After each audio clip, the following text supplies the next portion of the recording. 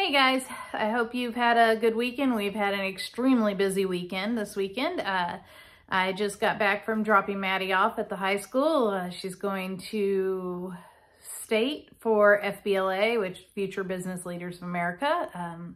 Some of you may know what that is, some of you don't. If you don't, look it up. It's a pretty good organization for these kiddos.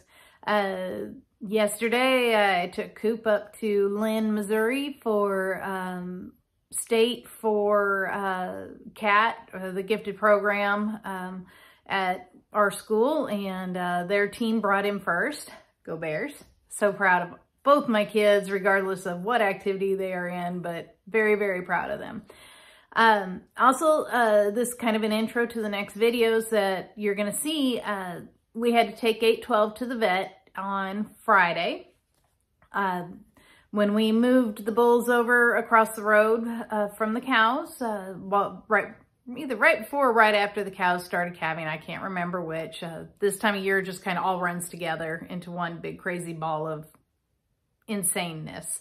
So anyhow, took the bulls across the road, noticed that they were kind of being bulls, fighting with each other. 812 kept having a bloody nose on one side. I guess it would be this side of him. It would be his right side, our left. And just kept having a bloody nose, and we're thinking, he's, getting the worst of it.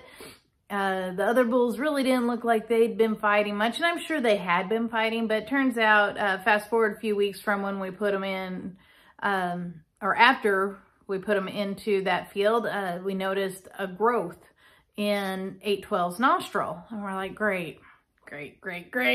Our Solera bull is going to have to be sold or put down because it's cancer. We had Doc come out to the farm to do some breeding checks on some heifers and showed him pictures. And he goes, I don't think it's cancer. I think it's just a growth, a benign growth.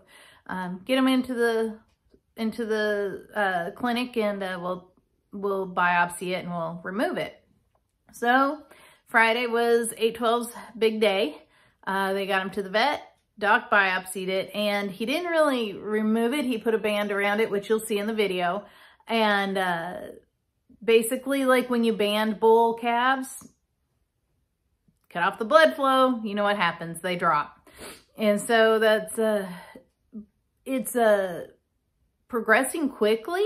The rotting of the growth in 812's nose. So basically what we'll probably do is let that fall off, and then we'll take him back to the vet, especially after, well, we'll see. If it's cancerous, we'll have to come up with a different plan. We're not treating a bull for cancer. I'm sorry for those of you that really, really love animals and think we should, do radiation chemotherapy. We are not. It's not feasible. And so we'll see what Doc says, if it's cancerous or not, and then kind of proceed from there. If it's not cancerous, he goes back to the vet, and the remainder of what is left that did not fall off will get frozen off. So if you pray that it's not cancerous and that he just gets the rest frozen off. And at the end of April, this month, he will get to go back out with his girlfriends and make more babies, because he is our heifer bull, and he does such an excellent job.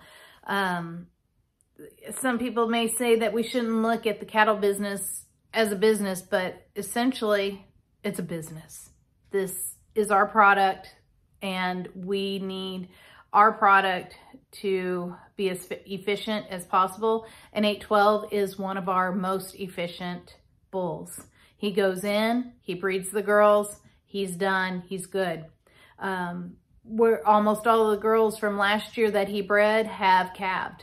I think the majority, I think he may have 1 or 2 left, maybe more. I don't know. I haven't looked at my book, but I do know that his were some of the first to drop, and his were the first to almost be done. So he is a very good bull for our farm, and I'm just hoping that this isn't cancerous. So anyhow, you guys will get to meet Dr. Orchard and see him in the videos. He's a pretty awesome guy. He takes really good care of our farm, and I'd hate to imagine our farm without Barn Hollow, without Dr. Orchard, Dr. Bell, Billy, his hand, actually all the staff. They're great. Dusty, Mandy, Sorry, I'm blanking on everyone else. It's a great clinic, and I can't imagine doing this without them. Anyhow, shout out for Barn Hollow. Enjoy the videos. I hope you guys have a great day. Talk to you later.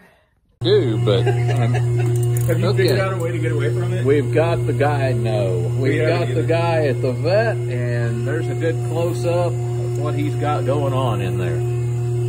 No, it is right now, but mainly it slipped off the mask. When he jerked it. They're getting a band ready, going to try to put a band on it to cut off the blood flow so that it will simply fall off.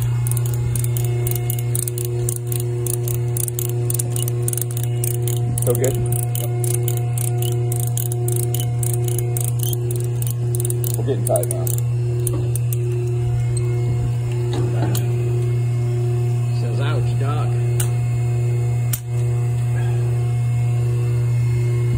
Man, I'm gonna check this out. I'm dying to know what the hell it is. Sure.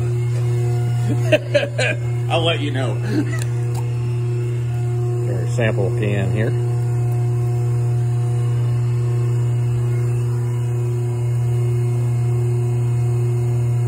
We got a good squeeze on it. It's not bleeding. Good. All right.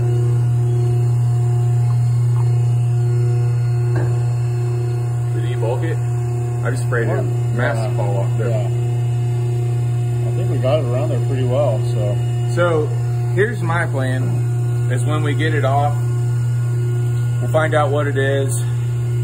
We may have to freeze that area or do something once it's small, because this is unlikely that we got all of it this way. But it's right now, it's so big to manage it. That's what we're gonna do.